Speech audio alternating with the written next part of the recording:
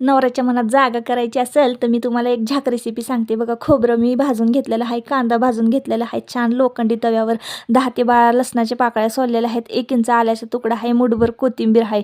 आता सगळ्याचं प्रमाण मी सांगितलेलं आहे आणि हे सगळं मी मिक्सरमध्ये वाटून घेतलेलं आहे. 2 चमचे तेल पातेल्यामध्ये घातलेलं आहे, कांदा बारीक भाजून घेतलेला आहे, त्यानंतर वाटलेला मसाला मी त्यामध्ये घातलेला आहे, त्यानंतर घरगुती लाल तिखट घातलेलं आहे, चिमूटभर हळद आणि एव्हरेस्टचा 1.5 चमचा मी मसाला घातलेला आहे, परत जाड मीठ घातलेलं आहे. गरा गरा गरा गरा फिरवायचं मस्तपैकी. 1 किलो चिकन त्यामध्ये टाकायचं आणि गरा गरा गरा गरा परत फिरवायचं, कोथिंबीर घालायची आणि झाकण ठेवायचं. झाकण ठेवून 20 मिनिटानं जादू होती. अंगचं पाणी सुटतं आणि अंगचं पाणी सुटून चिकन शिजलेलं आहे. आता ही रेसिपी तुम्ही तुमच्या नवऱ्याला जर खायला घातली तर जादू होईल नवऱ्यावर. आणि मग मस्तपैकी चांगलं हडकाचं वाढायचं, लिंबू कांदा वाढायचा आणि मस्तपैकी प्रेमाने म्हणायचं खा जरा. आता लाईक करा.